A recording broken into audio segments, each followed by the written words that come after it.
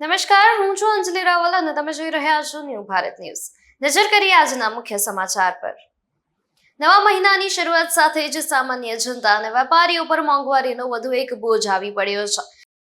Oil વિતરણ કંપનીઓએ 1 જૂન 2026 થી કોમર્શિયલ એલપીજી સિલિન્ડરની કિંમતોમાં મોટો વધારો કરવાની જાહેરાત કરી છે.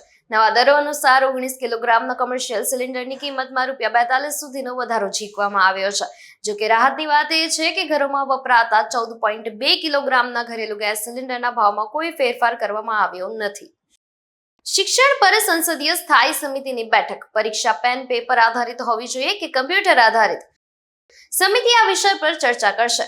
આરોગ્ય સચિવ, શિક્ષણ સચિવ અને એનટીએ-ડીજીને પણ બોલાવવામાં આવ્યા છે. સંસદ એનેક્સીમાં બેઠક. 2 જૂને સીબીએસઈ 12મા ધોરણની પરીક્ષા પર ચર્ચા. ઓનસ્ક્રીન માર્કિંગની સમીક્ષા કરવામાં આવશે. 3 ભાષા ફોર્મ્યુલા પર પણ ચર્ચા થશે. 2 જૂનથી સ્વચ્છ સાબરમતી મહાઅભિયાન ચલાવાશે. 5 જૂન સુધી ચાલશે મહાઅભિયાન ચલાવાશે. 2 જૂને મેયર અભિયાનની શરૂઆત કરાવશે. વાસણા બેરેજના કામના કારણે નદી ખાલી. વન વિભાગના ઉચ્ચ અધિકારીઓ સાથે યોજી બેઠક. ઉચ્ચ સ્તરીય બેઠકનું કરાયું આયોજન. ત્યારે 22 જેટલા સિંહોને કરાયા આઇસોલેટ અને એશિયાટિક સિંહોની 95% વસ્તી સૌરાષ્ટ્રમાં, અમરેલીમાં, જૂનાગઢ, ગીર સોમનાથ, ભાવનગરમાં વધુ વસ્તી ગણવામાં આવી રહી છે. ત્યારે આગામી 7 દિવસમાં રિપોર્ટ આવે તેવી શક્યતા છે અને 17 જેટલા સિંહો ઓબ્ઝર્વેશનમાં છે. ત્યારે 3 દિવસથી એક પણ સિંહના મૃત્યુ નથી થયા. આ વર્ષે 1.87 લાખ ઉમેદવારોએ કરાવ્યું હતું રજીસ્ટ્રેશન. ત્યારે વિદ્યાર્થીનીઓમાં આરોહી દેશપાંડે બની ટોપર. આઈઆઈટી દિલ્હી ઝોનમાં શુભમ કુમારે ઓલ ઇન્ડિયા રેન્ક 1 હાંસલ કર્યો છે. ત્યારે શુભમે 360 માંથી 330 નંબર સાથે મેરિટમાં શીર્ષ સ્થાન પ્રાપ્ત કર્યું છે. ટોપ 3 વિદ્યાર્થીઓમાં દિલ્હીના વિદ્યાર્થીઓએ બાજી મારી છે. ત્યારે કબીર મહજે 329 નંબર સાથે બીજું સ્થાન પ્રાપ્ત કર્યું. જતીન ચાહરે 319 નંબર સાથે દેશમાં 3જું સ્થાન મેળવ્યું છે. ત્યારે આરોહી દેશપાંડે 77માં રેન્ક હાંસલ કર્યો છે. હવે વિદ્યાર્થીઓને કાઉન્સેલિંગમાં ભાગ લેવા આમંત્રિત કરાશે. આઈપીએલ 2026ની ફાઇનલના નિરાશાજનક અંત બાદ રનરઅપ રહેલી ગુજરાત ટાઇટન્સની ટીમ એક મોટી દુર્ઘટનામાંથી માંડ બચી હતી. મેચ પૂરી થયા બાદ જ્યારે ટીમ બસ નરેન્દ્ર મોદી સ્ટેડિયમમાંથી ખેલાડીઓને લઈને અમદાવાદની હોટલ પર પરત ફરી રહી હતી, ત્યારે બસમાં અચાનક શોર્ટ સર્કિટ થયું હતું, જેના કારણે બસમાં ધુમાડો ફેલાયો હતો. સદનસીબે તમામ ખેલાડીઓને સમયસર અને સુરક્ષિત રીતે બહાર કાઢી લેવામાં આવ્યા હતા.